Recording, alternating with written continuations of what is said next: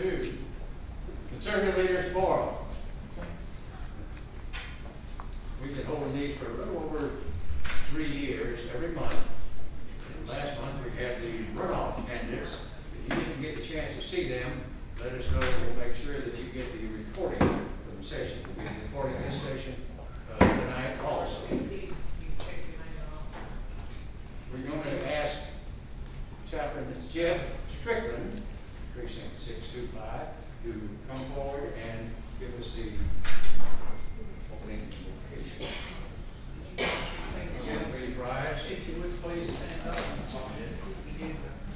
Take your mask off. Lord God, we thank you for those gathered here. We thank you for this country that you gave to us.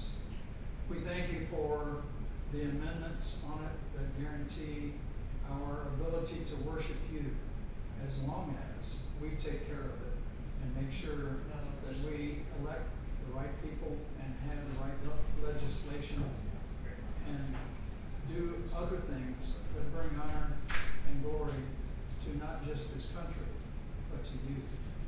We ask, Lord, that you help us, you guide us, you give us wisdom and discernment. And this evening, we ask that you clarify for us the choices that we have to make in order to keep this country godly, righteous, and free to worship you. We ask all of this in the wonderful, blessed name of Jesus. Amen. Amen. Please remain standing, and I'm going to call on Russell Metzger to lead us in the U.S. pledge.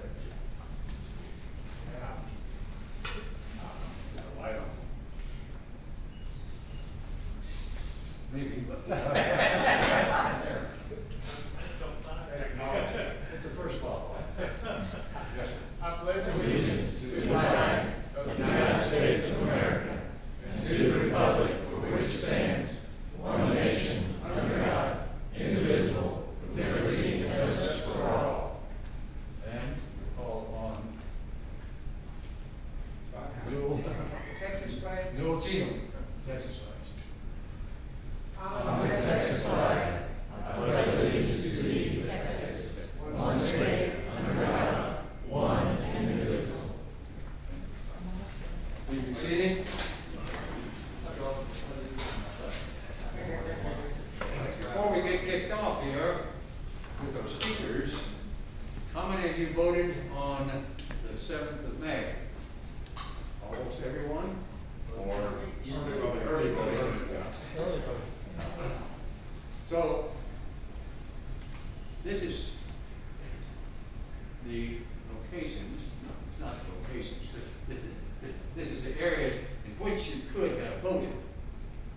Now, one of the things that you'll notice is from the bottom of this all the way through there, we're talking about mud districts, we're talking about the water control districts, we're talking about municipal districts, we're talking about ESDs. When I say ESDs, faces kind of go blank because nobody knows what they are. But just yesterday, we had a speaker, his name is Simon Van Dyke, that talked about all of these things. It turns out that we have somewhere in the range of 80 to 90 of these ESDs, emergency service districts, that take care of police and water and fire and so forth. We have about 850 of the mud districts. We've done a great job of tackling the independent school districts, the ISDs, like Cypress. Fantastic job. Got 3 new conservative members on there. Spring Branch, we got several new conservative ones there. One of the speakers last month was Victor Perry. We had 3 there. Yes, in Spring Branch. One of the speakers last month was Victor Perry. He was a candidate for the trustee at Katy Independent School District, and he won there. So we're making some inroads on there.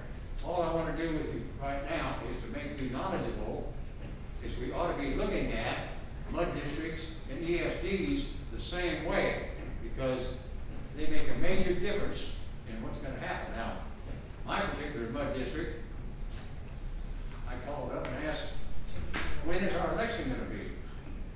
And they said, well, we didn't have any candidates for commissioners, and so we canceled the election. Now, how many of you voted at a ESD election on, got 1, 2, 3 people voted on an ESD election? Made it second.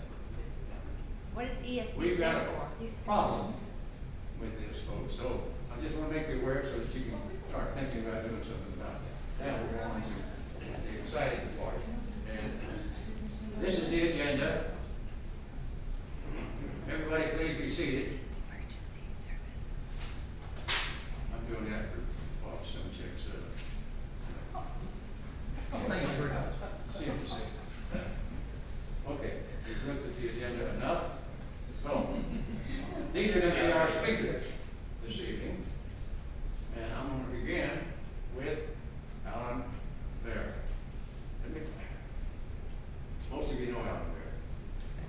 What you may not know is that when the Texas legislature wants to know something about election integrity, voter fraud, and what they can do about it, they ask Alan Vera to come up to testify before the committees. He's the most knowledgeable person I know about election integrity, voter fraud, and what you can do about it. So, give me a big hand to Alan Vera.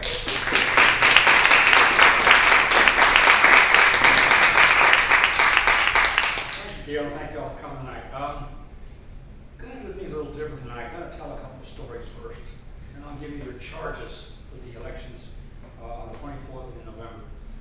Every time I go to the executive committee meeting of the Republican Party or any large gathering, somebody always comes up and asks me, Alan, how come we never know what's going on with ballot security? You never give us the details. You never tell us what you're really doing. Well, there's many good answers for that, and they're all true. Number one is, the more people I tell, the more likely the Democrats will find out. Number two, the mainstream media doesn't care about election integrity, and they won't cover it anyway. And number three, even the conservative media doesn't want to take the time, because elections are details.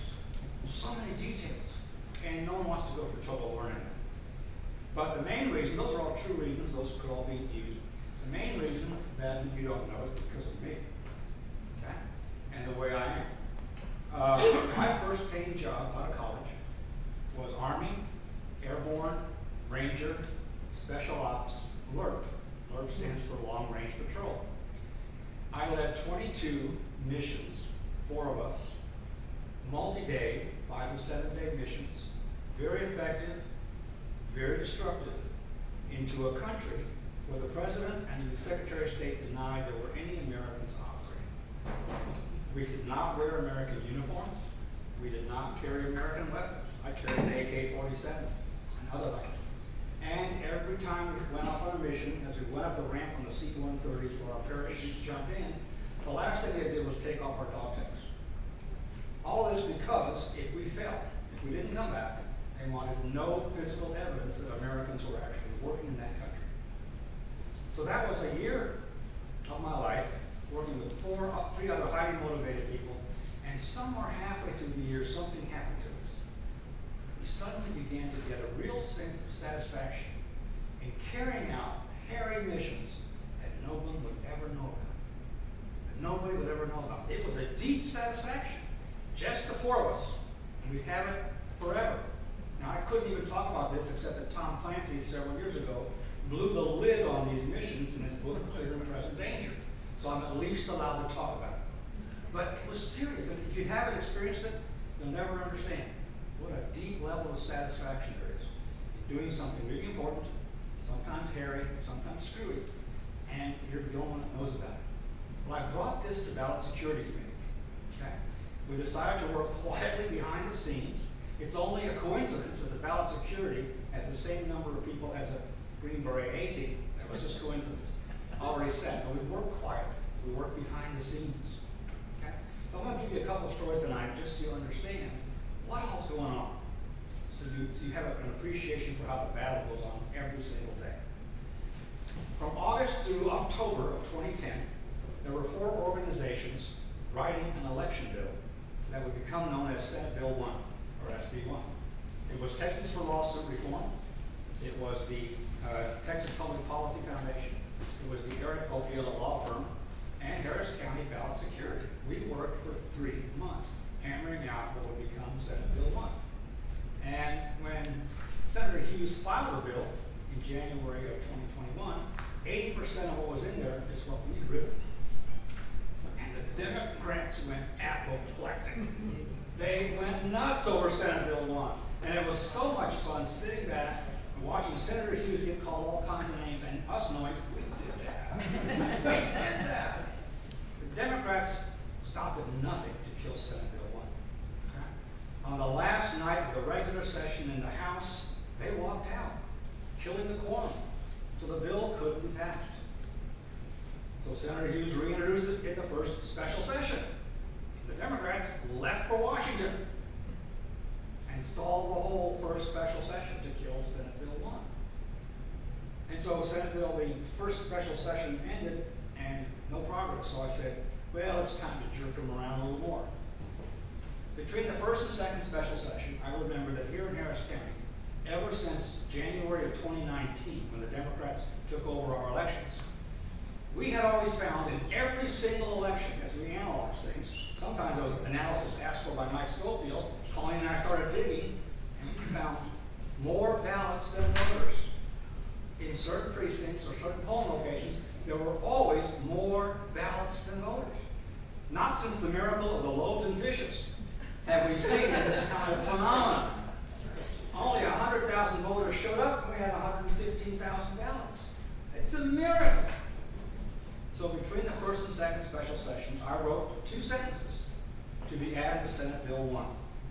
And all these 2 sentences did basically was to require that in every county in Texas and every election from here on to eternity, the last thing election night would be a reconciliation of the number of voters and the number of ballots. Now, because it was done between the sessions, no one had to know about it. It's just 2 little sentences stuck in the bottom of page 47 of an 80-page bill. No one had to recognize the amendment. The second special session began, and those 2 little sentences just floated to without anybody knowing or seeing. They argued about the poll watchers. They argued about the mail ballots. They argued about everything else.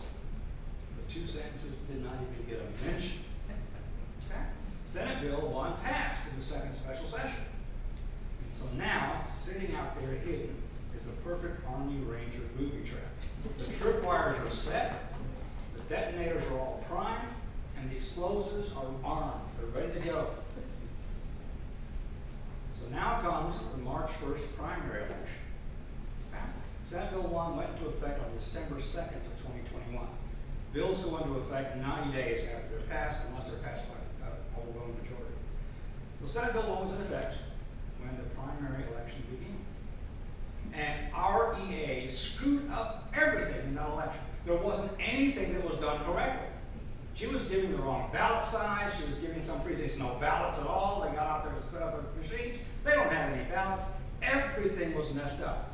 And we were complaining about it, and we were whining about it. We had press conferences about it, and it just kept building and building and building. Then, on the morning of March the 4th, Isabel Longoria stumbled right through the tripwires. And the explosions were heard all around the country as article after article came out, because the Secretary of State had the privilege of telling the public and telling her, you forgot to count 10,000 ballots. You forgot to count 10,000 ballots. 10,000 mail ballots, 6,000 Democrat, 4,000 Republican, give or take a few. That was the last straw for Lena Hidalgo. She actually went to Isabel and said, at the next Commissioner's Court meeting, you will resign. And we'll make your date of resignation effective July 1st.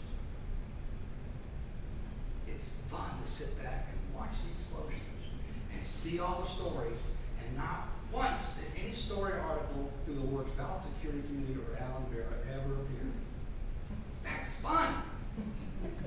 3 ice cubes, a shot of Jack Daniels, and sit back and watch the show. Then we figure, why stop there? Why stop there? So now, Lena Hidalgo has to assemble the Harris County Election Commission, because that's who picks the EAs. Okay? So that's the county judge, county clerk, tax assessor collector, and the chairs of both parties. So the first meeting was called for April 10th.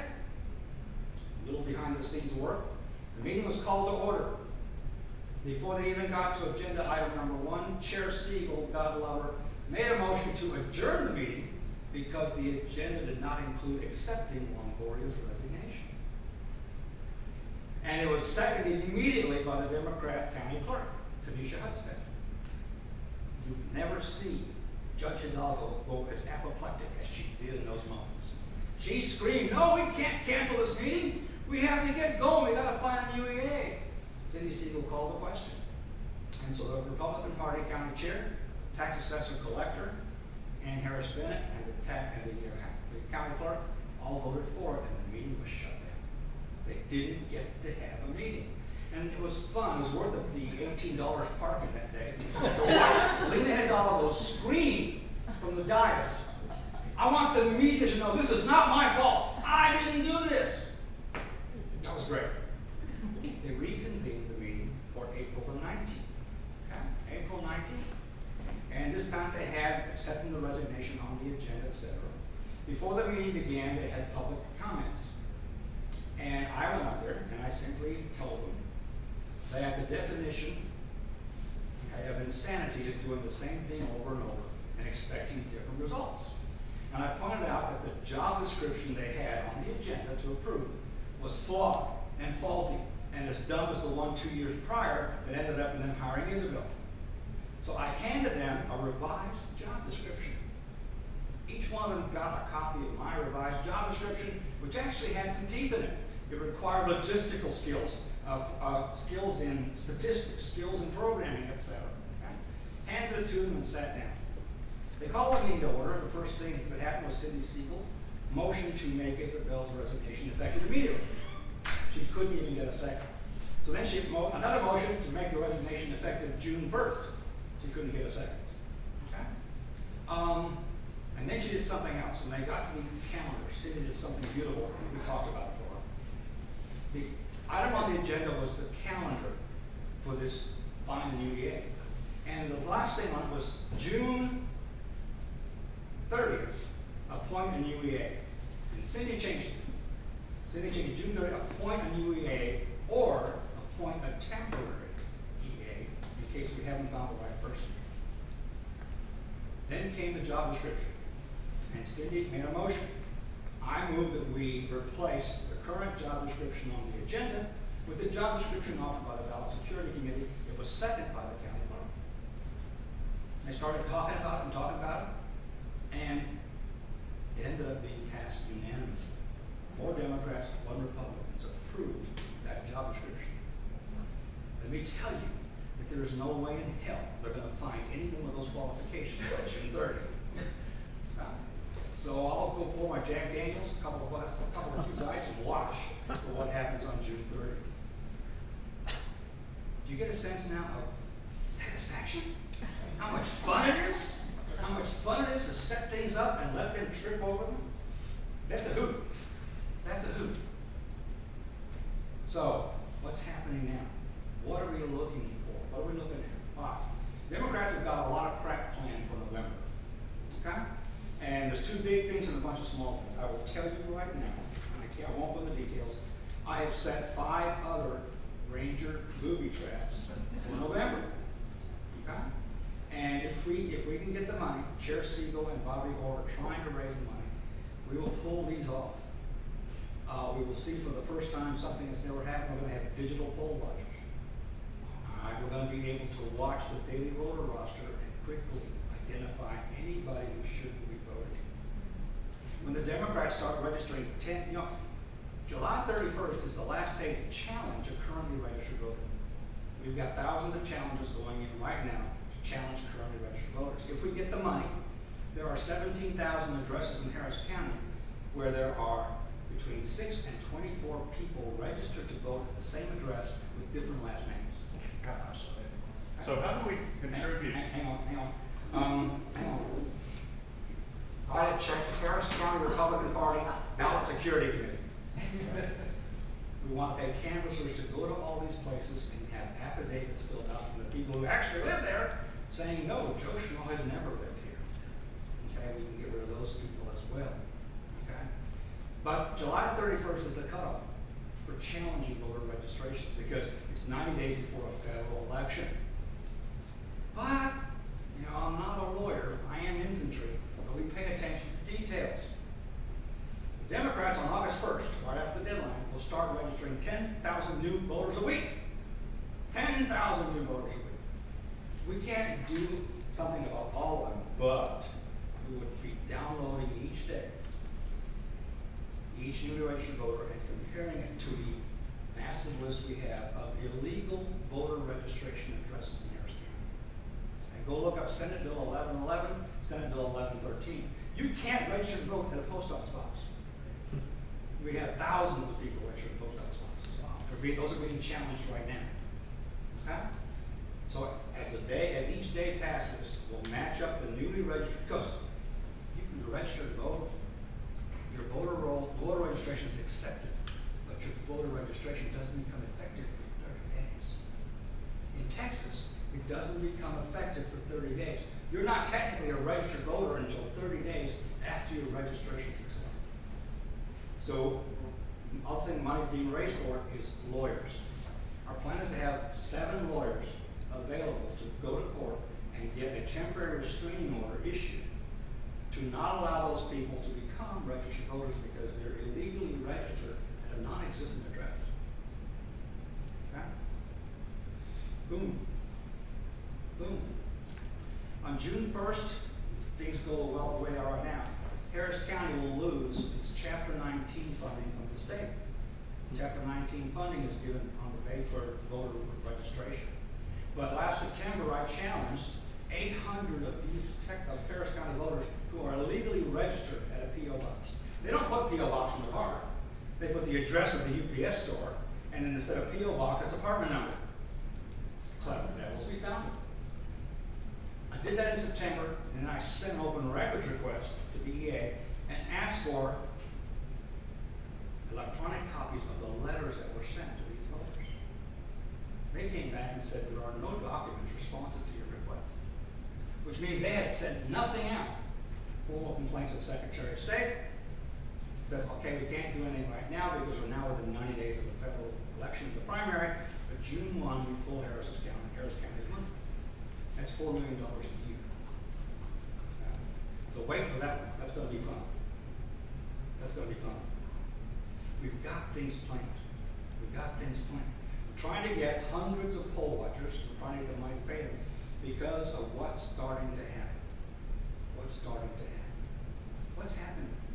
The elections administrator is training us, is getting us used to delays in counting the vote. Okay? Delays in counting the vote. She's starting to make us feel that delays in counting the vote is natural. It's normal in Harris County. What happens when the vote count is delayed? Ballots are changed. Things happen. Machines, memory cards are changed. We're being set up for this. Years ago in Harris County, this is my old friend Ed Johnson, when we still had punch cards, poll watchers, Republicans would follow Democrat election judges taking their ballots back to the polling place. So it was a punch card, you drop in the box. That's how simple it was to vote. In the back of the stuff, the poll watchers following the judges usually made 4 or 5 loops around loop 610. Stalling. And the back of the station wagon was a clerk shaking the boxes upside down until those punch cards fell out. And then you punch an extra hole in the races you want to pay. Because if there's 2 holes punched for 1 race, that doesn't count. And they would do that over and over. So this time, in November, every Democrat judge is going to have 2 poll watchers following them from the time they leave the polling place till they get to the election. We're being set up. We're being set up. Get used to delays in voting. It's no big deal. Bullcrap. You'll note that in all the 6 states that pulled off cheating to defeat Trump, there were delays in the counts. There were delays in the counts. That's the game. We're ready for it. We're ready for it. But there's something even more serious going on. trying to push Republicans and conservatives from working the polls. You're trying to have no conservatives at polling places. Now, in most Texas counties that went to countywide polling with an EA, they did it by reducing the number of polling places. Because TEC 43.07, written by Rodney Ellis years ago, the countywide polling, allows the county to cut the number of polling places in half by the second year of countywide polling. That's how most of the other counties are getting the Republicans out of working the polls. They just cut the number of polls in half. In Harris County, they've taken a different approach, okay? They have made it a pain in the butt to be an election worker. They've done everything they could to discourage us from working the elections. From screwing up the polling place assignments to screwing up the judge assignments, okay? Horrible training on the machines so our workers get frustrated and discouraged because the machines won't work, okay? Screw up their pay. Give the payroll for election workers to some temp agency whose motto is, if it can be screwed up, we'll do it. And our election workers don't get paid, okay? They want us to quit. They want us to leave the election race. They want us to abandon the field of battle to them. Don't do it. If some of you are sitting here tonight who haven't been election workers, make up your mind that this time you will be. Recruit your neighbors to be. I mean, I hate to say this, but right now, if you have a job, put in right now to have November 8th as a day off. Right now, ask for the day off on November 8th. Because you can't be at home. If you're at home, you're part of the problem. Okay? If you can take off an extra week, get out there for early voting. We will have to have people at every polling location. Don't let them discourage you. You become a champion by fighting one more round. When things get tough, fight one more round. So I'm asking all of you tonight to fight one more round. One more round. Don't forget that incompetence is the perfect camouflage for malfeasance. Okay? Pretending to be incompetent, oh, we just screwed that up. No. That's the camouflage for malfeasance. So on election supply pickup day for the March 1st primary, many, dozens of Republican and Democrat election judges left supply pickup with no ballots. No ballots. But only Republican judges left with the wrong size ballot. Only Republican judges left with 8.5 by 11-inch ballots for an election that required 2 pages, 8.5 by 14. So 140, at least, Republican voters on election day had 8 to 10 of their votes not count because the ballot was designed for a 14-inch long paper and they only had 11-inch long. So 8 to 10 of their votes fell off the page, literally. Incompetence is the perfect camouflage for malfeasance. Okay? Lots of Democrats and Republican judges on March 1st had machines that weren't working. But only Republican judges on March 1st had machines delivered to the wrong place. There were no Republican voting machines at that location. They'd been sent to a school that was 6 miles away that has never been a polling location. Incompetence? I don't think so. Incompetence is the perfect camouflage for malfeasance. We're up against the devil. Okay? We're up against the devil right now. Okay? And the devil has more tricks than we can think of. Luckily, I'm almost as old as the devil, so I've seen them all, and we're getting ready. But one thing I cannot do is beat the devil with no army. We need you guys. We need all of you. You've got to be out there in the polls. We've got to be out there working. Okay? No spectators. That's the motto for this year. No spectators. Say it with me. No spectators. So you've got to be engaged. You can't just watch this election. You've got to be in it. No spectators. You all. No spectators. No spectators. Thank you. We've got to get engaged. We've got to get involved. We've got to take the fight to them. Okay? And that way, you'll have fun when things start blowing up the day afterwards. You'll know, I did that. I did that. I did that. And nobody will ever know.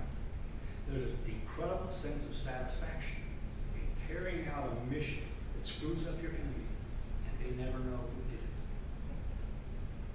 You should seek out that satisfaction. Okay? Seek it out. Ask God to guide you. Ask God to guide you on what you're supposed to do in this election, but step up and do something. HarrisCountyGOP.com is the website. Click on Get Involved and tell us the things you'd like to do. Okay? Again, we will need some computer people. Okay, we need canvassers. We need people to work the polls, and we're going to need 1.5 million poll watchers. Okay? Poll watchers very powerful, especially now that SB1 put all kinds of protections for the poll watchers. All kinds of protections. How many poll watchers did you say? You become, we're going to have at least 400. You become a champion by fighting one more round. I know, you said 1 million.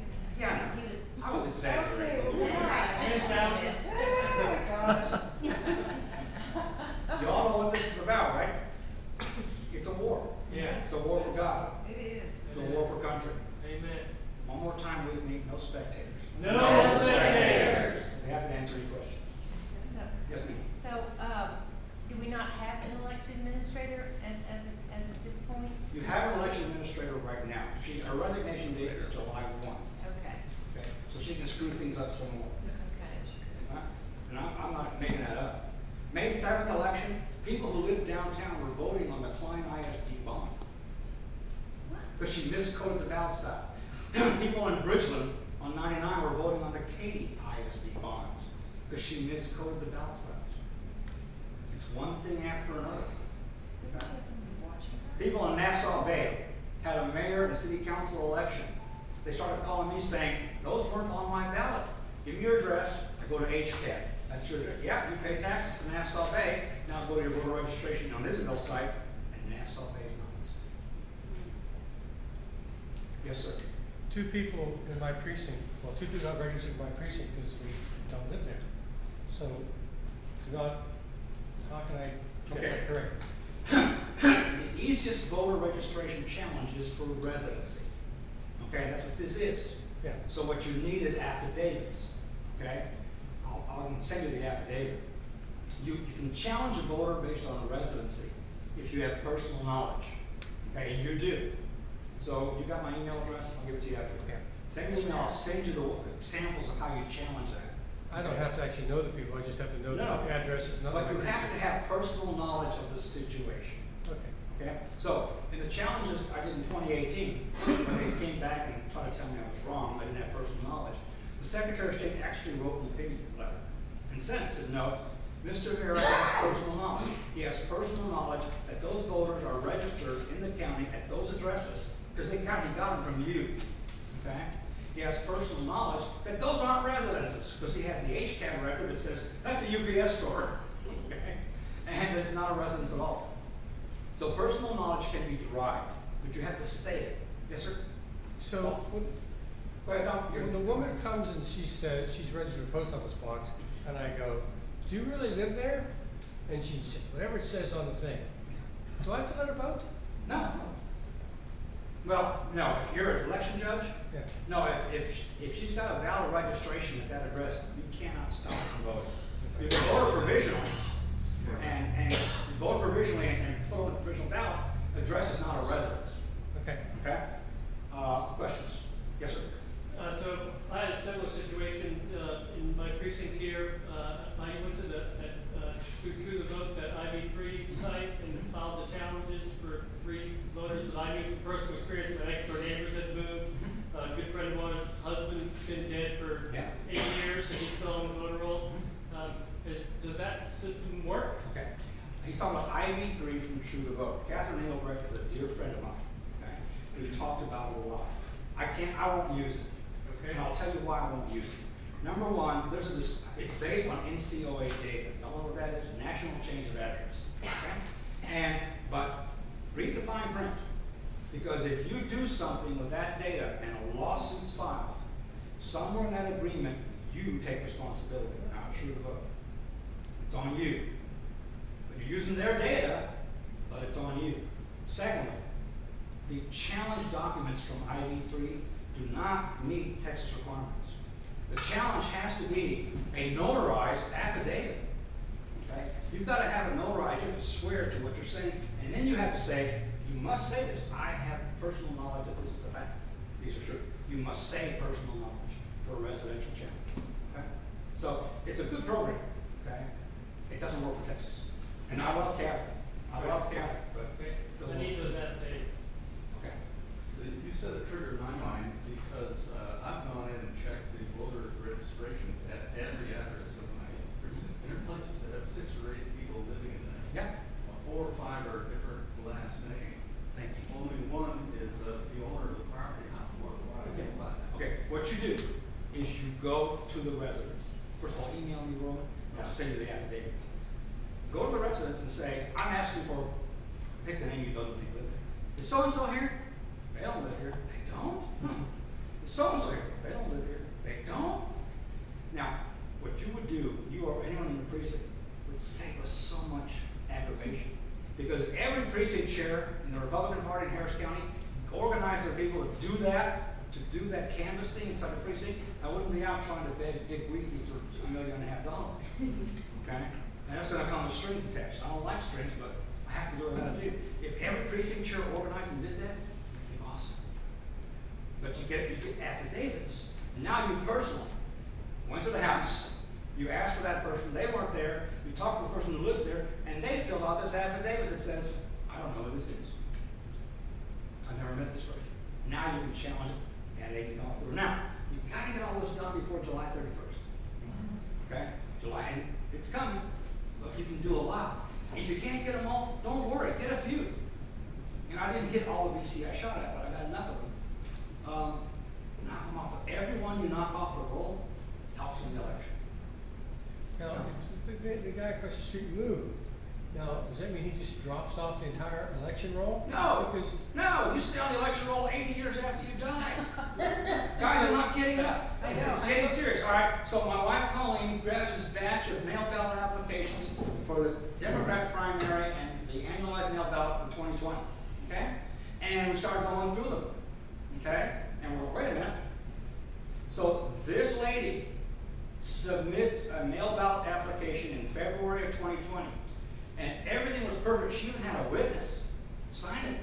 But she died in 1991. And she's still on the voter rolls in Harris County. Okay? If we don't clean it up, they're not going to clean it up. Now, getting dead voters off the rolls is hard. I have to go to the Secretary of State. How do you prove the voter's dead? Well, the only way we've got 2 things. One is you go to the probate records. You look at the probate records and you can see the property has been sold or transferred because the person is dead. So you catch that. We have several private detectives that help us out a lot.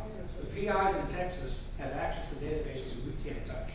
And they go and find it. And they charge us $20 each for each record. Okay? And so but we have to submit to the Secretary of State, who then orders the EA to take them off the voter rolls. Right now there's still 2,700 people that the SOS has ordered Harris County to take off the rolls. Haven't been taken off yet. June 1 is coming, Isabel. June 1's coming. Money's going to go away. Other questions? Other questions? Question. So, are you? Do these things require prosecution when you challenge something, or you're accusing someone of a crime? 2 different levels. No. Challenging the voter registration is not a crime. Okay. It is a crime for the EA not to do something about your challenge. Senate Bill 1113 by Betancourt puts some pretty stiff penalties for the elections administrator if they don't take action on your challenge. But it's not a crime. But Senate Bill 1111, in the old days, it was sent out a card and said, do you still live here? Just sign, say you live here. Yes. No. Now they got to provide proof that they actually live there. And they can't live in a 3-inch by 5-inch box. Okay? Now, prosecution is something else. That's a mess. I heard that the state criminal appeals. Court of Criminal Appeals has screwed us over, okay? Saying the AG can't. That's as bad as anything the Supreme Court in the U.S. has ever done. They took a little county case from Beaumont, okay, from Jefferson County, a little tiny case on election fraud, and they made a ruling the AG can no longer prosecute election fraud. Right now, the 3 cases we have with the AG right now, you're gonna love this, okay? He's investigating them. And he may have to turn them over to the DA. Kim on. Wait. One of these cases, in the information we turned in, Kim Mogg's campaign paid one of these guys. So if this lands back in her, if this actually gets referred back to her, we're going to the US attorney for this district. Okay? And we're saying, we got a conflict of interest here. We've got a DA handling a case where she's involved, and it's gonna get even more fun. Yes? Could you go back real quick and discuss as far as trying to drive election workers out and take a few minutes to talk about what they've done in terms of turning in the election materials this last election? Oh, yeah. Oh, they're breaking the law again. Okay. So, the other thing they do to aggravate you and get you to quit being an election worker is make the turn-in process on election night horrible. Okay? Well, she was gonna try to fix that this time by having constable deputies, deputy constables, or deputized county workers. Wave a magic wand, you're deputized. Go and bring it, that's not legal. We actually got the Secretary of State, Keith Ingram, to give us a letter saying, no. The law says on election day, not early voting, election day, the presiding judge must deliver the ballots and related equipment to the custodian of election records for the county. The judge is allowed to appoint someone to do it. The judge can delegate it, but they can't tell you who to delegate it to. You as the presiding judge have the choice. Who carries all my stuff back? Okay? So you don't have to give it to that deputy constable. Now, y'all know Howard Barker? Yeah. SD 18? Okay. Howard's person comes out there about 11 o'clock, election night, and she says, can I see some ID? She goes, well, I know my county employee number. So can I see a photo ID of who you are? Oh no. You just drove here. Do you not have a driver's license? No, I forgot it at home. So she shows up with no ID at all and expects Howard to hand over all his ballots, his V drives, and his scanner. That happens over and over, folks. That's illegal.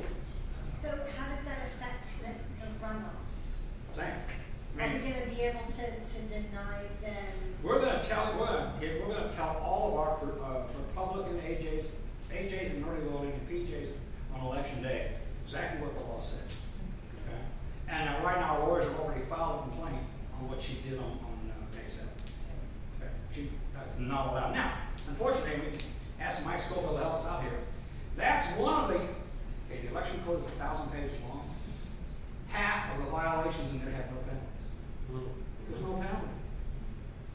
I mean, in 2019, I complained because we had more ballots than voters. There's no penalty for that. So we need help from our legislators to check that up. Okay? We'll put some teeth in the code. I got 2 more minutes. Yes, sir. Only comment, could you please tell these poll workers that they can come this 25th to the Republican places and we'll show them what they need to see in a friendly environment, so they don't have to go out in November in a hostile environment. Stand up and say it. And not- Say it again. Okay, please encourage the poll watchers to come to the Republican primaries to be poll watchers, so that we can show them what they need to do. We can let them talk to the clerks, we can show them what to do, they just can't deal with the voters. But then they can learn everything they need to learn in a friendly environment. Yes, thank you. And we're doing that. We've got 70 going out on the 25th. Good. Get more. 24th, sorry. Yes, sir. What happens to the ballots during early voting? Do they just stay in that room overnight? No, they stay in that room overnight during early voting. On the last day of early voting, deputy constables actually come to take them. But they're locked in there overnight, all night. Well, that's what I mean, it seems like that's right. Thank you. In itself. Thank you. You can call Senator Brian Hughes and talk to him about paper ballots. So, earlier you talked real quick about finding the illegal voters and the post office box and everything else. Yeah. What list were you using for that? We made a list of every dadgum commercial P.O. box in Harris County. We found the virtual P.O. boxes. We found the bed and breakfasts. Okay? We found a lot of, we made our own database. We then found every voter who had that address on their voter registration. We matched it to HCAT, and we matched that to Google Street View. So for every one of these challenges we filed, we have, here's the voter, here's the address, here's what HCAT says it is, and here's the street view. That ain't a house. I think you heard what. So in my precinct, Yeah. I'm going to look at the list of all the voters that one. Okay, on that one, stand by. Either I have now from Mike Lindell the list of the 17,000 addresses in Harris County that have 6 or more voters registered that same address with different last name. We're gonna get that to you. Oh, okay, all right. Cool. Thanks, guys, appreciate it. I'm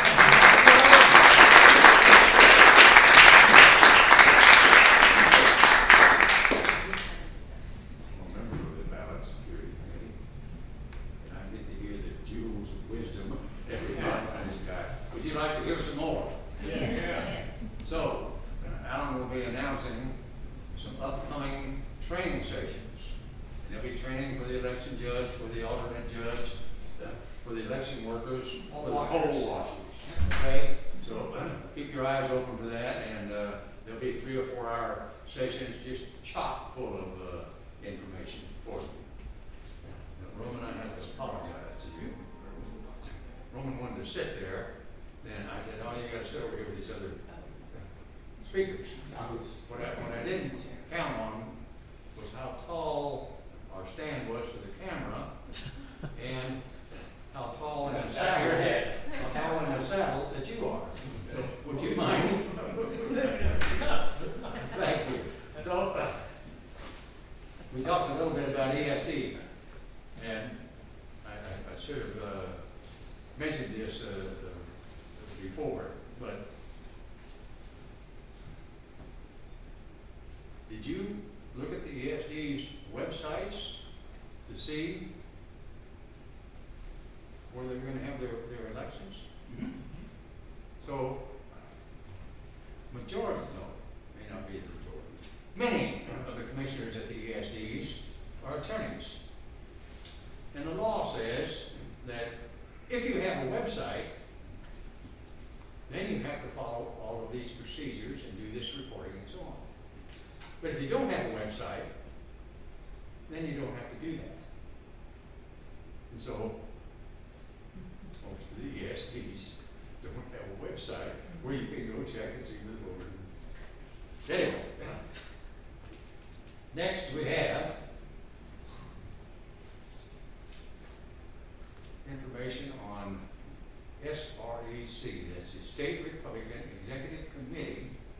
I don't know about you, but I have received more information from members of the SREC, and my members happen to be Sean Sheehan and Becky Green. They do an outstanding job. Tom Nolis and Deborah Fight do a great job, and many, many more of the SRECs do an outstanding job.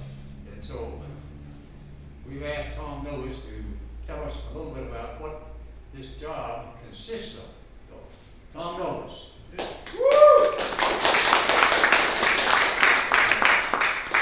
Oh. Go ahead. Go ahead. Sure. Go ahead. All right. No. No, I want to back up. Oh, I'm sorry. Back up. Yeah, back up. All right, okay. Okay, So, now you. all right. So Gail asked me to talk about it since I am one. And so, what is the role of the SREC? How do I fill my role? And I'm SREC for Senate District 7. My predecessor was term limited. We have term limits in the SREC. You're limited to 4 two-year terms. So when I ran, it was an open seat. So the first thing you do is you go to the library or go to the bookstore and find that book that says SREC for Dummies. You won't find it. Okay, so we basically are a liaison between the state party and members of the district. So we promote growth in the party, we assist local party with elections, we assist local party with county and district conventions. So one of the things that happened this year, specifically with redistricting, there's certain rules that you had to play by that they said, well, you gotta have information done by a certain date and filed. Well, okay, so we sort of rolled that over. Actually, because now in my redistricting, I also service some of Montgomery County. So I was up there at their CEC meeting, and I thought that they had split districts up there before, that they had multiple Senate districts, and so that they knew all about it. Well, it turns out, the impression I got was it was like it was all new to them, partly because, used to be Senate District 3 and mostly Senate District 4. But now they are Senate District 4 and Senate District 18 and 7. So all those people, it's a whole new ballgame for them. So Senate districts are made up, there's 31 Senate districts in the state of Texas. There's 31 proverbs, and that's how I relate to that. So for each Senate district, there's a committee man and committee woman, and then there is the chair and vice chair.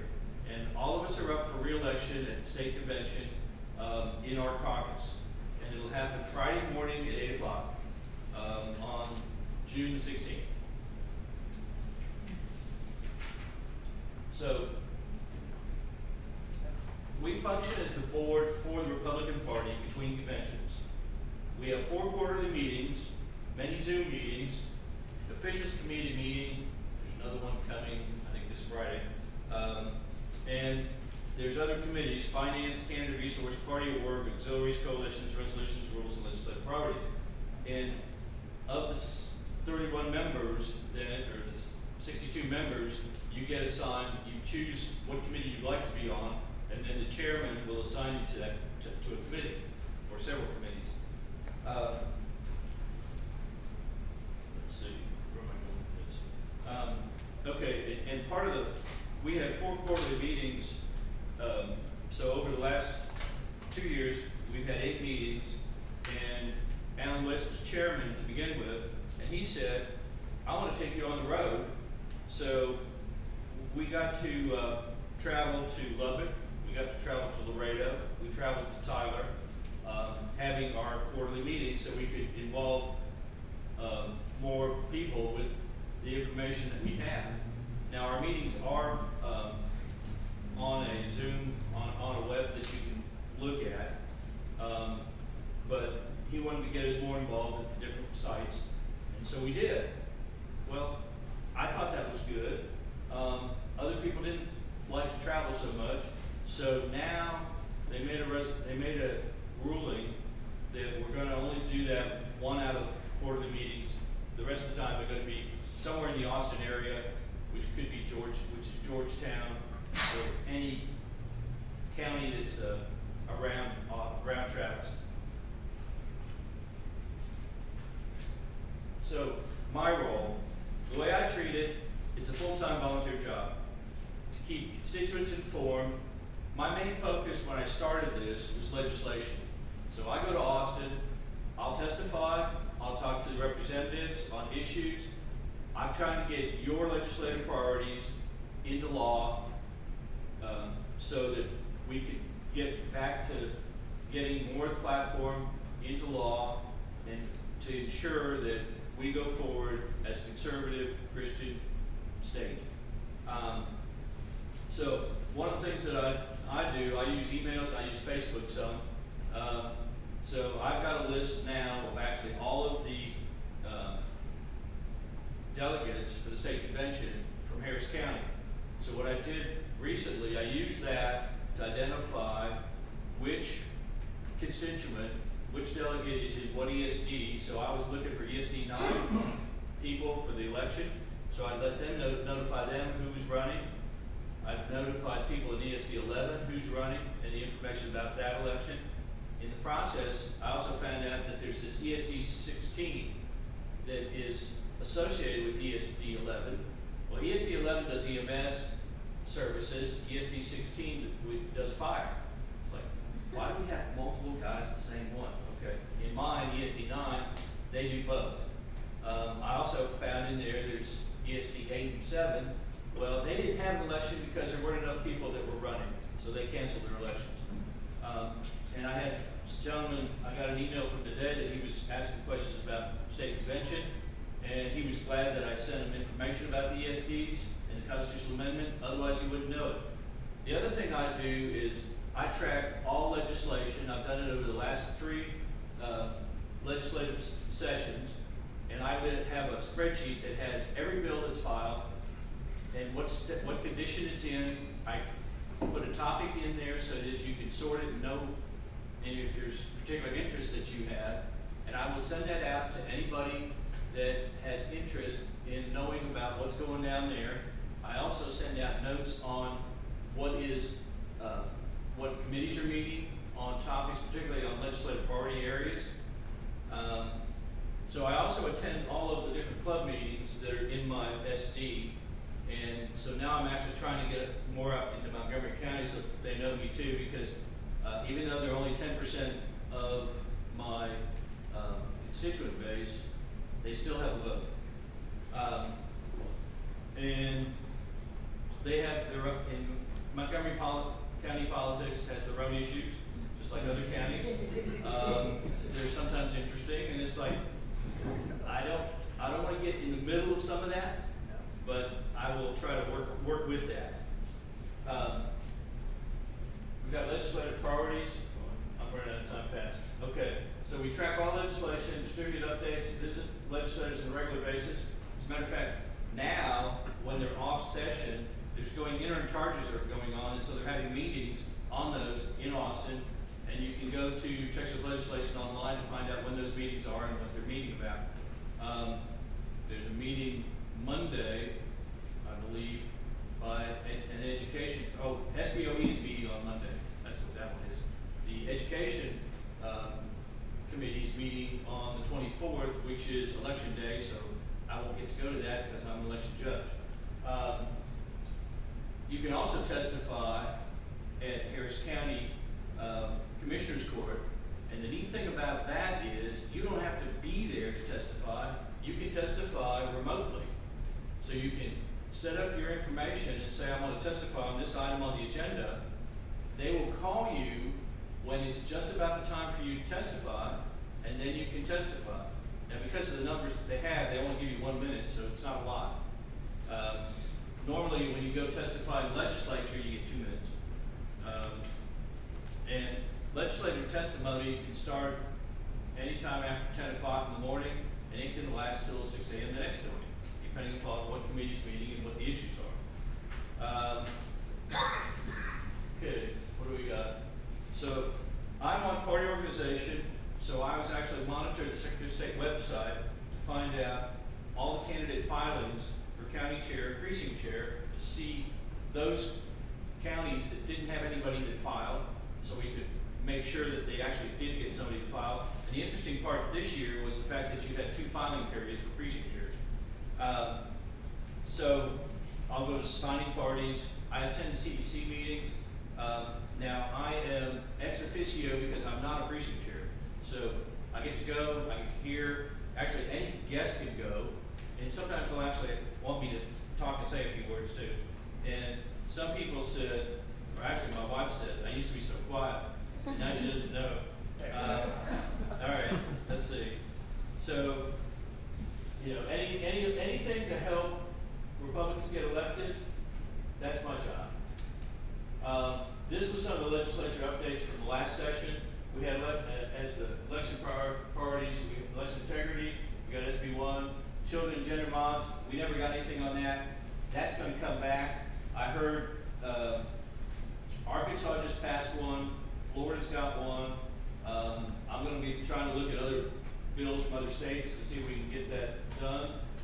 We got the heartbeat bill signed into law. Now other places are copying what we did. Let's see, what else have we got? Different religious freedom things passed, prayer in school, religious displays, national motto. We didn't get women's sports in the first session. We eventually did later in the third session. Valerie Swanson is going to file another bill to get it for college women. There was some conscious protections that didn't go, but we'll come back with those. We've got constitutional carry, and that's pretty much where we ended up. So that's where I am, and I'll turn it over. Questions? Sure. Yes. Just a comment. Thank you so much for your emails, Oh, you're welcome. because I swear I'm not one of your constituents. I'm out here in 17, Right. but it has been invaluable to me. And I encourage anybody, even if you're not in 7, get on Tom's list. You need that information. Okay. Thank you. Yes.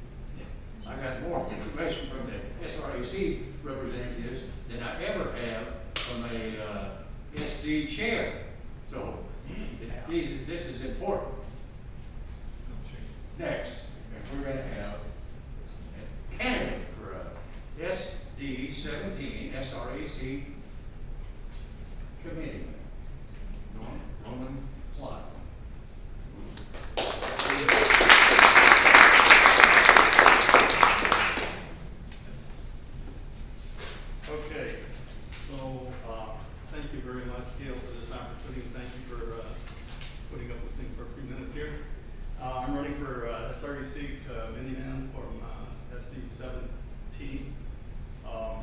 Now, because of the reorganization, SD 17 is made up of 8 counties.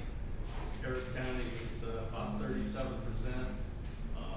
It turns out that the other 2 bigger counties are Missouri County and Fort Bend County.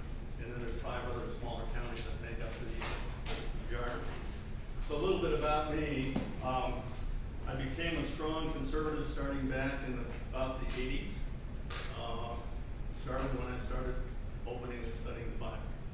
I was a Democrat one time, and come a long way since then. So I consider myself a very strong conservative now. I was born and raised in North Dakota.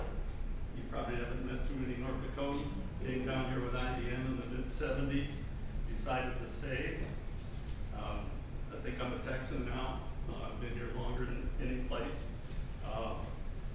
After IBM, staying here in Houston, I decided to start a bunch of small businesses, mostly technology oriented, and start maybe a dozen or more. The last one I had was a 45-man consulting firm in the software business. I decided to retire in 2012 and didn't like it too much. So I took some of the money from the sale of my firm and bought some properties, and I've been remodeling and selling real estate since that time. I'm an Army veteran, medic, strong conservative, strong Christian. We belong to the Living Word Church over on Clay Road. Been married for 57 years. My wife is also active in the parties, has been a delegate many times, and does a lot of work to help me out in my precinct. We have 4 children, 12 grandchildren, and I'm so proud to say they're all conservatives.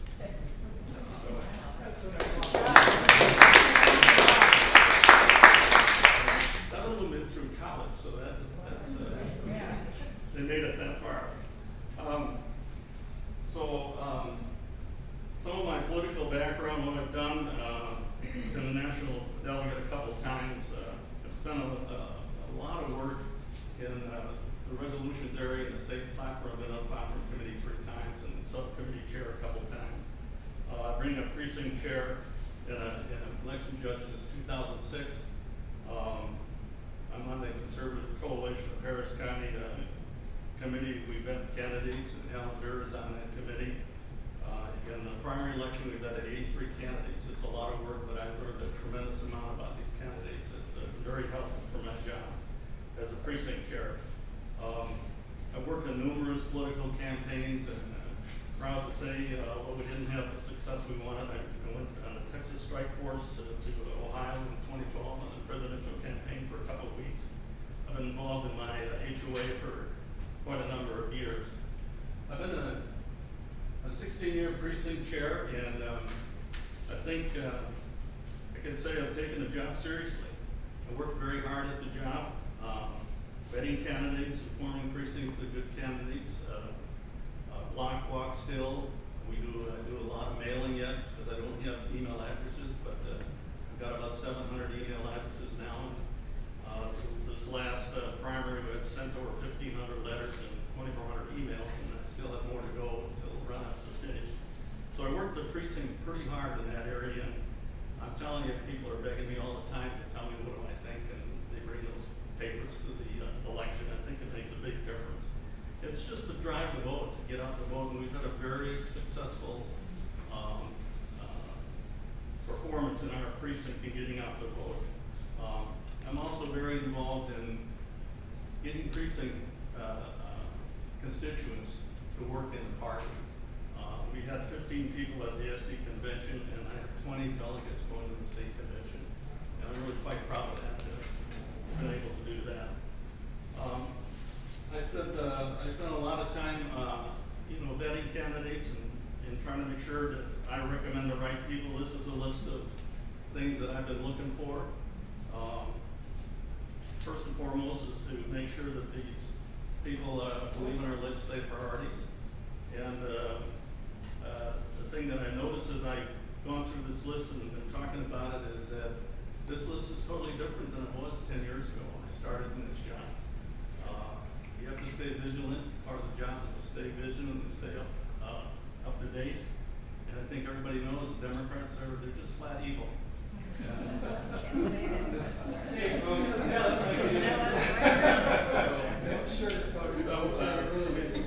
Talk about early subsidization of children in schools, and when you get into those subjects, and there's some evil stuff going on. It's really not good.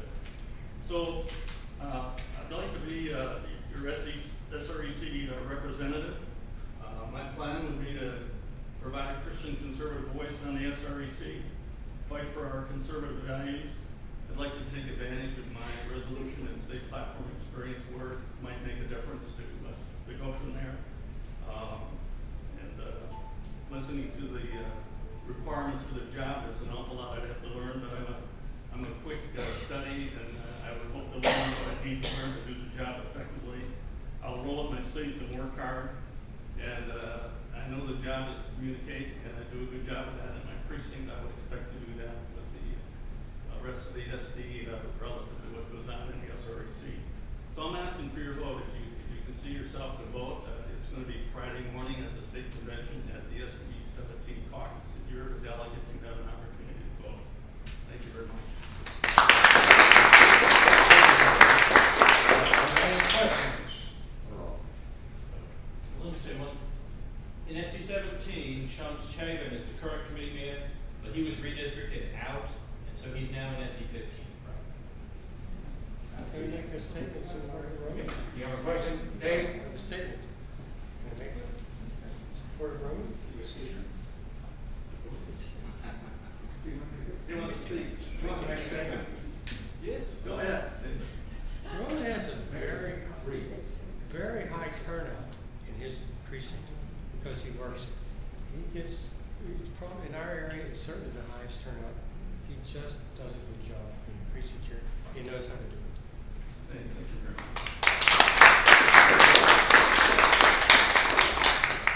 Thank you. Thank you. Next speaker is also a candidate in SD 17 for SRAC, Craig Latour. Craig?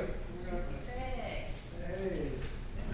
My name's Craig Latour. I live in Fort Bend County. I live in the big city of Booth. I know none of you've ever heard of it. It's about 4 or 5 miles behind Greatwood in Fort Bend County. That's where I've lived since 1995 with my wife, my 5 horses, and my dog and my cat. I've been a Republican all my life. I grew up in that conservative bastion of Port Arthur. Yeah, got over that real quick. I thought Jack Brooks was the only guy I knew that was ever in politics. He was there from the time you remember I'm from Jack Belmont, Brooks? honey. Yeah, Belmont. I'm from Belmont. All right.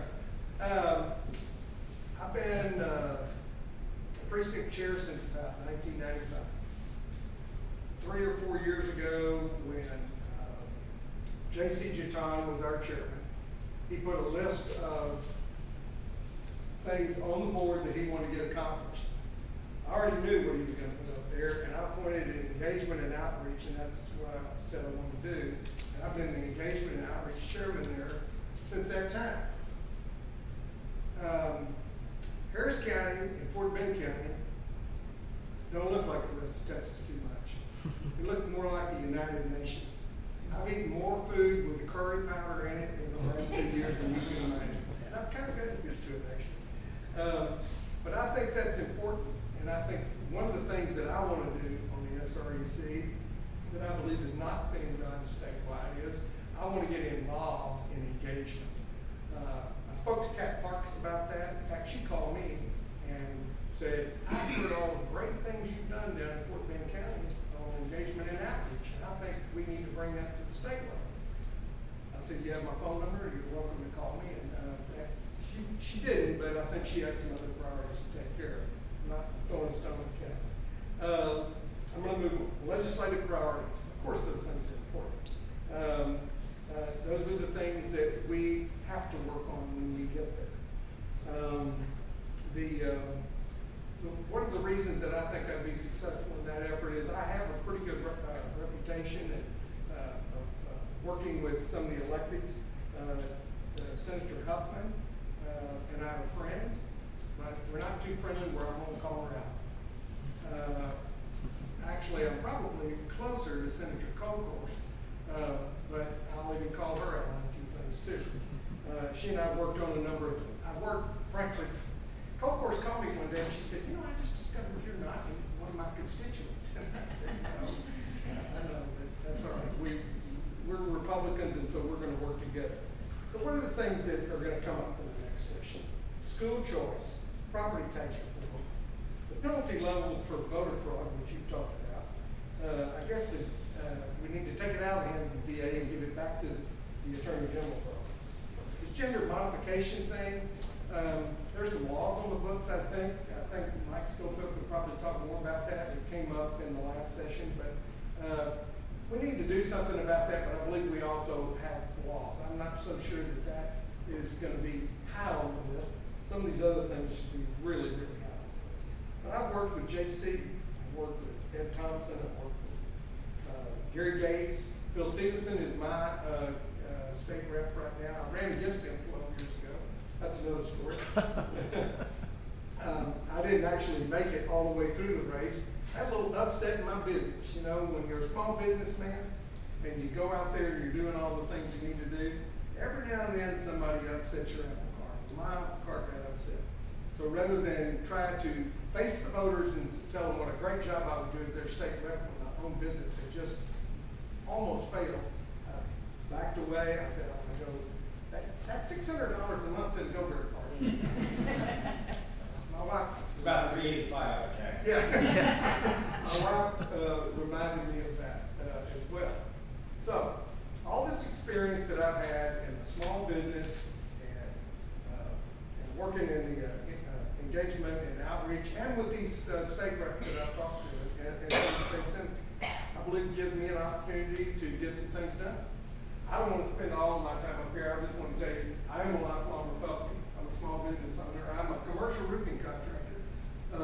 Fortunately, we've had lots of business. Most of it's been on the other side of the Sabine River in the last 2 years. Thank you for those 2 hurricanes, Lord. Thank you. They've helped me buy a few new trucks, actually. I've been married for 18 years. I'm a father of 2 children. I have a 25-month-old precious granddaughter. As I said earlier, I'm the outreach engagement chair at Portland County and have been here for a long time. And I was the SD 17 Volunteer of the Year in 2017. I think my dear friend Tina Gibson put me up for that and somehow fooled most of y'all, but anyway, I was there. I'm going to stop now because, as Dr. Young always says, nobody hates a short sermon. I have a question. Yes, ma'am. Okay, so how do you visualize outreach at the state level? What does that look like? Well, first of all, I think that people don't understand what outreach and engagement looks like. And it's really, for me, as a lifelong salesman, and frankly, that's what the success of my business has been because I've been a great salesman. Now, I happen to know the roofing business, so I know how to get them put on. But it's been me being able to work with clients and get into places that some days I look up and I don't understand how it goes. But I think it's just human relations. So what I've done, I started out, because I've been in the construction business all my life, I really thought when I took on this chairman's role that the first place I would go is the largest community in Texas, the Hispanic community. That did not work out. My very first place to go was the Indian community, and specifically the Indian Hindu community, which is, you know, Sugar Land is packed full of it. And then after that, I went out to the African American community and the Hispanic community to some degree. We got a young man that's going to take my place as soon as y'all elect me as SRC, and a young Hispanic man, and he has got some ideas that it's gonna rock your world. I promise you. And so what I want to do is take that experience to the SREC and expand it and show the other folks in the SRECs how to do that. It's really, once they see it, it's really a lot simpler. You know, it's as simple as this. How you doing? Jeb, good to see you. Nice to meet you. How's your family these days? Just fine. Good, good, good, good. How's that daughter of yours doing raising that, prize show cow? She doing okay? I'm serious. They don't care about what's in your head. This is a smart, smart guy. I've listened to him 3 times, but you know what? They care about what's in your heart. And until they know what's in your heart, until they really, truly think you give a tinker damn about them, they're not gonna come vote. We gotta quit looking at people as voters. We gotta start looking at them as our friends. And I'm telling you, I got invited to a Hindu man's child's 12th birthday party because his birthday and mine were the same. Now, when those people bring you into their home like that, I frankly have been a little surprised at the success myself, quite honestly. But I think it's because I approach them sincerely. And they, so I've been invited into their homes, I've been invited to weddings, I go to funerals from time to time. But it's just that simple. It's just getting to know folks. It's like evangelism if you want to know the truth. You know, and so that's kind of the approach that I would take to outreach on that level. I just want to teach my fellow SRECs how to do that.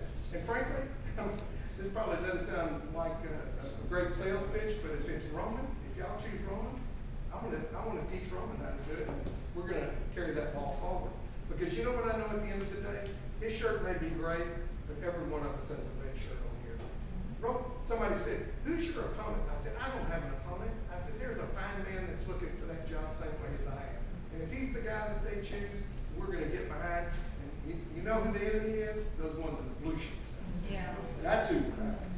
And so that's all I'm all about. I want to reach out to those communities because they have not been friendly to the Republican Party. They believe the same lies that the media has been feeding them for all those years. We're the old white man's party, and that we're racist, and we're this and we're that. Well, I can tell you right now, you look at what's going on in Fort Bend, there's a black girl running down there in Fort Bend County, Precinct 2 commissioner's race. She is there today. And she'll tell you, I don't have to tell you, she'll tell you, I am there, and I am a Republican, and I am a walk away because that old guy in the cowboy hat wouldn't let me go. This woman ran against Al Green last time. And of course, some of these Republicans in the party looking at me like, what are you bringing in here? I'm telling you, this woman, she is as conservative as She's good, yeah. You know what else she told me? No one ever has knocked on my door in my neighborhood and asked me to vote for a Republican. Never. Never. We gotta get off. We gotta go knock on doors. We gotta go embrace those people. We gotta engage them. They'll vote for us. What? Oh, they have our same beliefs. How do you know? You never ask them. You never talk to them. We've got to go talk to them. So just so. I have a question for both you and Roman. Yep. What's your big goal and what kind of a metric would you use on that goal to deem yourself successful or not? I don't know about the metrics, but the goal, I'm gonna let him answer that, because that sounds difficult. And frankly, I think he's probably more organized than me at that answer. But my big goal is to carry that message of outreach and engagement on a statewide level. Because you look at where we're getting beat in the big cities. Dallas, San Antonio, and here. And I think if we can turn that around and bring more minority voters, that voter that was not normally friendly to the Republican Party. And I'm not saying you go out and find some black guy or some Hispanic guy or some Indian guy and you just prop him up and say, here's our candidate. And I'm talking about qualified guys. You know, that's what the Democrats do. They'll go find anybody to run just to run against a Republican. This woman, she is a success. 38 years old, Port Arthur girl. Been here for 15 years. She's got a successful business. Found out yesterday she was pregnant, so that's going to be interesting. And I told her just today. I said that's going to be interesting having a new baby on commissioner's court. To answer your question directly, I'll let Roman. Well, I guess the number one goal would be to figure out where I fit. I have no idea exactly. So there's a lot for me to learn about what's going on up there. I've never been to an SREC meeting, so I don't really know. But as I said before, I'm a quick learner. I hope to figure out where I can best fit and where I can really make a difference. And I've made a difference wherever I've gotten involved before. Just gotta figure out where that is. So I don't know for sure. And that would be my number one goal.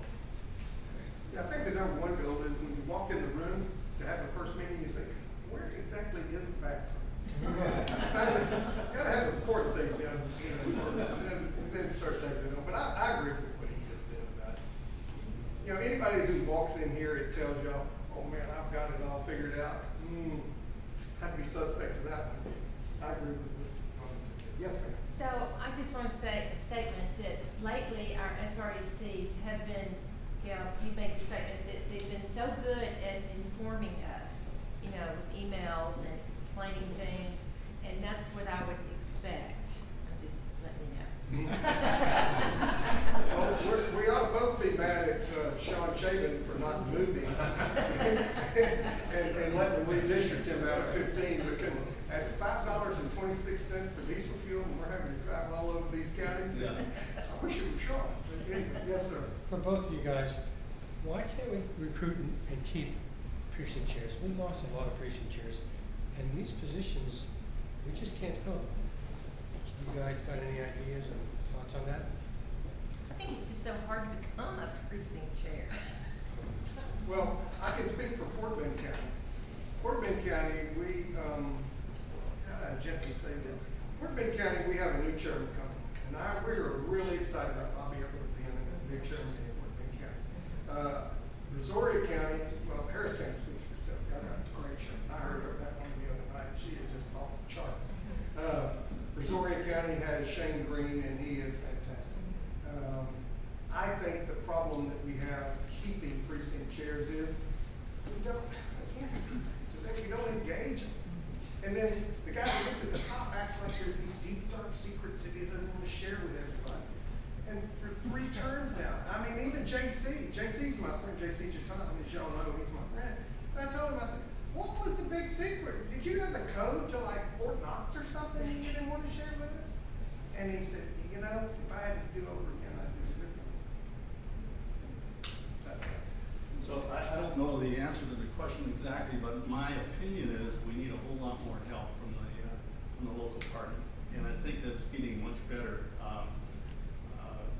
I learned everything I learned on my own, basically, and many of us did. But Bill Adila has done a great job. He's put together an awful lot of good material. We've come a long ways in the last couple of years. I just think we need, if we had the money, my idea would be to have a full-time staff that work with precinct chairs, carry on, you know, some tribal knowledge, and to carry on a lot of stuff to provide a conduit back and forth and so on.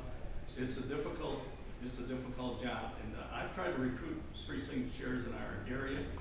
The young guys are too busy, and they're busy around the clock. I mean, myself, I was really busy till my kids got a little older, and so it's a tough job for sure. But I think more support from the county party would help an awful lot. Let's give both a big hand.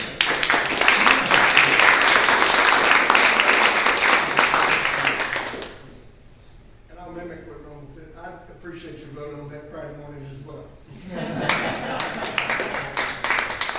Mr. Stolzenberg, I don't want to upset the apple cart if it's already scheduled, but earlier, I decided to run for the SREC as well. Oh, okay. So if I could say a few words, since I will be a candidate as well. Yeah, let's do that. Sure. We'll allow you to say, yes, sir. Thank you.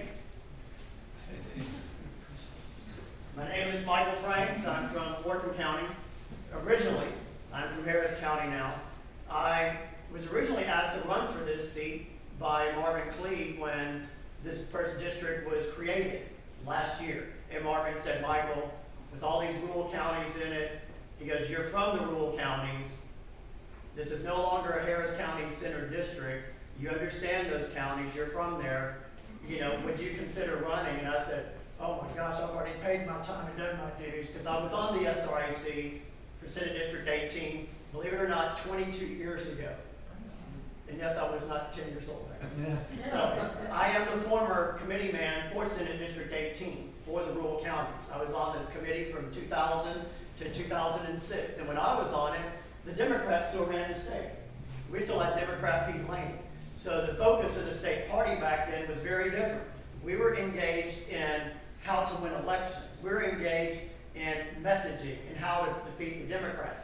And I think now, 25 years removed, with people running for office and people in leadership now that weren't even born back 25 years ago that are 25, that are now our party's consultants and stuff like that, they know nothing different than, well, we just win because Republicans win the state. And I think Ted Cruz kind of found that out with his little veto signs that popped up everywhere. That's no longer the case. We have to fight. We have to go back to what built our party in the 80s and 90s when we were in the minority and the Democrats ran this state. And we need people that understand that ran the party back then to put them back. There are a bunch of us still out there that know how to run campaigns like that. I come from a campaign background. And kind of like, remember the old, it was a Clint Eastwood movie, Heartbreak Ridge. I love that movie, by the way. Y'all gotta rent that again. That's just a great movie. When Clint Eastwood's like, you know, get some of these officers who don't know how to do anything out of here. Just, we're gonna go charge the hill and let us know, do what we know what to do. And that's what we need to get back to in our party, is people know how to campaign. People know how to win. People know how to defeat the Democrats. But just a little education on this district.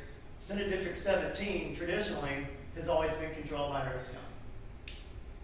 Harris County's had 60% of this district for all these years.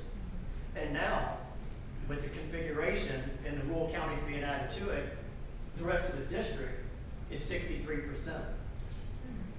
So it's completely flipped for my Harris County representatives or delegates in the room. We do not control this district anymore and can tell the other counties like Missouri who the SRE is going to be. So we're the ones that are the minority. And that's why Marvin originally reached out to me last year, and I told him, oh my gosh, I don't know if I want to do this again. I don't need the title, I don't need the role, I've already been there and done that, and a lot of other stuff in the party. I'm one of the founders of the Texas Republican Liberty Caucus back in the 90s. I did a lot of stuff when I was younger. Very extremely conservative. Then not vacillated, but I just thought about it. Some people from the rural counties approached me, and some other people since then. And I talked to Roman a few days ago, and let him know that Marvin originally reached out to me, and I didn't know if I wanted to run or not. But I guess I've decided to run. And talking to some of my old counties out there, they would definitely like someone that understands them. This is a completely different dynamic, this district.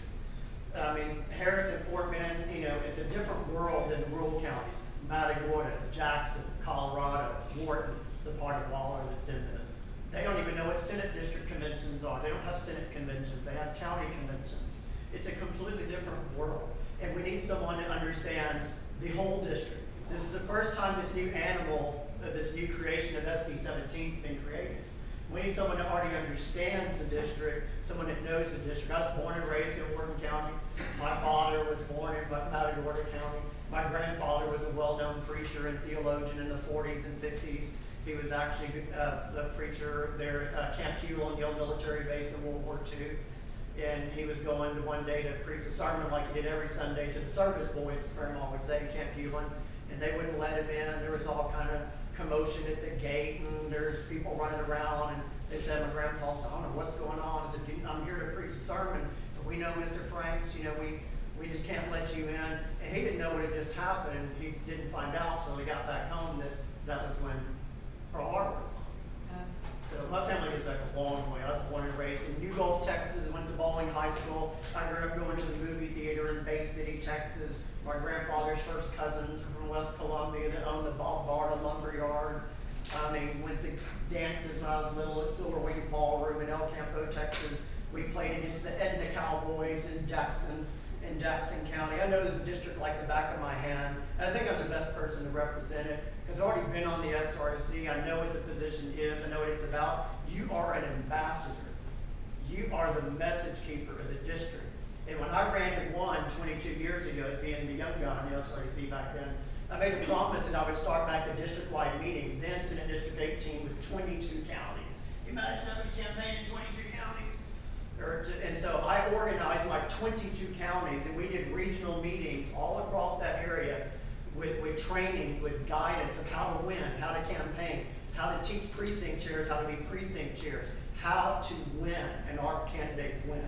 And I did that 22 years ago, And since then, I was raised by older parents. My parents had me at 43.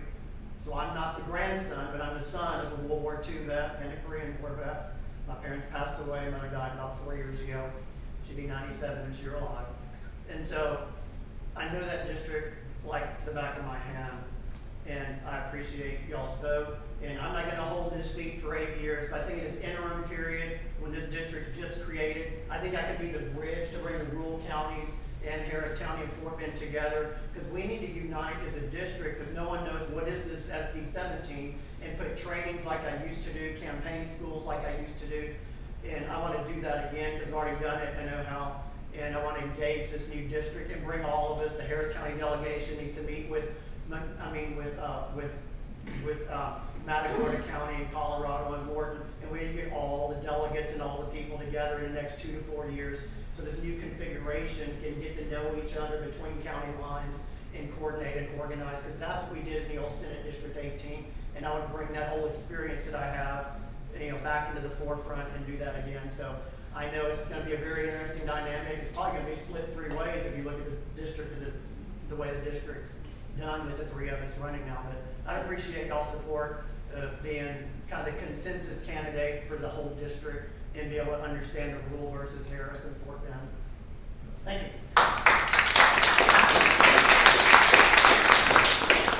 I'd like to call upon a special person. This individual has worked behind the scenes for many, many years, and she's currently the vice chairman of the Harris County Republican Party and running for it again. Dana Meyer.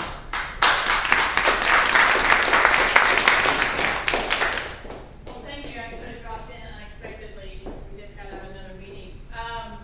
For those of you who don't know me, my name is Dana Myers. I am the current vice chair for Harris County with Cindy Siegel, and I also worked previously with another chairman that we had before, and during the transition, when we had a second chairman. So we've had 3 that I've worked with to try to build the party, bring it together, and be efficient and effective.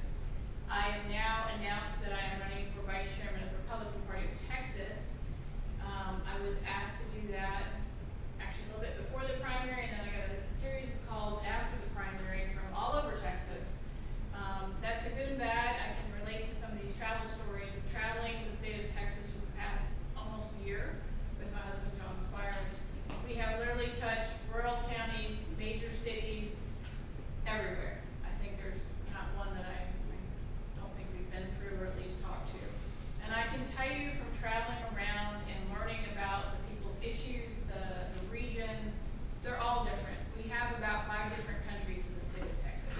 And we need people that can relate the small counties to the big cities and build those bridges. I know we're hearing a lot of those themes tonight, but that is something that's very important. I have always been a builder, organizer, and a connector. And you come back to my professional career as a general surgeon and a trauma surgeon, I'm pretty cool under pressure. Takes a lot to get me ruffled. But also I know I'm a team builder because I've had to work with teams my entire career.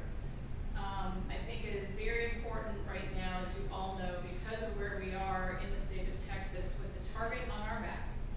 We have to not only engage new groups of people to bring them into the party, we also have to make sure that the people that are currently in the party are trained well. It was an interesting question that I can't remember who asked about the precinct chairs and why we lose them. My personal observation is from doing precinct chair training all over the state, and I did that with John sort of on our own time, on our own dime, because I saw there was a significant need. We're very blessed in Harris County, even though we're big, and sometimes people, when we've given talks across the state, will go, oh, who has Harris County, you're all the problem. I'm like, no, actually we're not. We are actually part of the solution. We have wonderful people who are very well versed, everything from Alan Vera, security, to Bill Ely on the training for precinct chairs and small government committee. We're big enough that we have the resources to organize, and we've done a really good job with that. My goal is to try to expand that into other parts of the state. And as I remind people, and I've said this to so many rural counties, it's not for us to tell you how to do it. It's just to give you perhaps our perspective. Here are the tools this is what we've done that's successful. Is there anything that we can share with you that will help you accomplish your goal? And people are very receptive to that. I think combined, we've been all over, but even just before his run for land commissioner, we trained probably 53 different counties. And that includes county chairs, precinct chairs, bringing Russ Long's data system and how we stratify. And it's not to say you're a good Republican or a bad Republican, but taking those technological advances that we have used very successfully, from texting to get your voters out in your precinct, to how do you do a mail-in, or you can create an online mailer for your precinct so that you can do it online and it gets sent to them directly from the post office and it's minimal charge. All those things are tools that we can share with people around the state. And I've heard from a lot of the SRAC that I've called and talked to, asking for their support, that even the people on the organizational committee there will say nicely, yes, we kind of understand we do need to organize more and we do need to do these things. So I think the time is excellent for us to obviously kind of really get into the training part of what the party does. We've done that very successfully in Harris County. I have Cindy's blessing. I did talk to her about it before because I was very torn. Like everyone who's running here, it's not something you wake up and casually say, oh sure, I was telling John, it's like a tour of duty for 2 years. And if you're gonna do it right, you take it very seriously. I'm up for the time commitment. I love my state. I'm going to protect our state and our home, and I want to help our citizens achieve what we can as a conservative state. So I appreciate your vote. I know there's at least one other person in the race. I understand there may be another, but I'm hoping that I have the temperament of the three that everyone would choose, because I do want to build the bridges. And I have had numerous groups representing all different sections of Republicans and conservatives call out and ask me to do this. So I feel grateful very soon. So thank you for your time. I know it's a late night. It's the third thing I've mentioned today, but the good news is we're all awake and we're energized. So I think we have a lot of ground we can make up. So thank you all.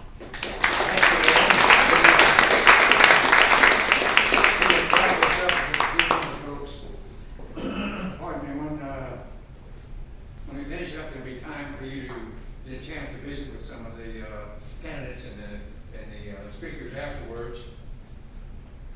Some important dates for you to know.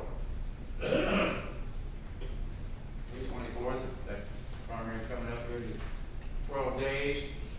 On June the 8th, Constable Ted Heath, one of the outstanding conservatives, does a tremendous job. He has the second largest constable's office in the United States. He has 26 community programs that he provides at no cost. And he'll be speaking at the Corner Bakery Cafe on the 8th. On the 9th, we'll have another Conservative Leaders Forum. This time we'll have Bill Neely with us, then the state convention, and this note just came out today. I hope some of you read that. If you haven't registered yet, take care. Okay? Well, look for that notice in the paper. Every week we've got a fantastic weekly flyer that has great information on there. I hope each and every one of you watch that. A couple of precinct area meetings. The Katy precinct team meetup is going to be June the 2nd, and the second and fourth Thursday are the West Side Conservative group with Dave Lampton for you. You should have gotten the Senate District 17 Republican Convention survey put out by Felicia Cravens. If you haven't, get together with Felicia. There's your contact information. And we want to thank each and every one of you for attending this evening. So, thank you again. The Senate convention is the 16th through the 18th. Convention is actually the 13th through the 18th. The first 3 days are temporary committees, rules, legislative priorities, and platform that will meet, have hearings, you can speak at them, and they're also going to be on Zoom or not, whatever gonna be on WebEx, that you can actually see what they're saying. Oh, be sure, just spend a few minutes visiting with these guys. Mike Schofield's back here. He talked, at the, session last month, but get a chance to visit with them. Dana, you have something? I was just gonna say, for those of you who are not signed up to receive Tom's, legislative updates, which will be back in session, please do so, because I use them for our self-forgiveness groups and to send them out to people. They're really something, I know, don't blush, they're really good, and he always keeps us informed, because I know it's a lot to read, so, just to, We'll actually do one more thing, if you would. If you've been sitting in a chair, pick it up and help stack it against the wall. Here. My son Trevor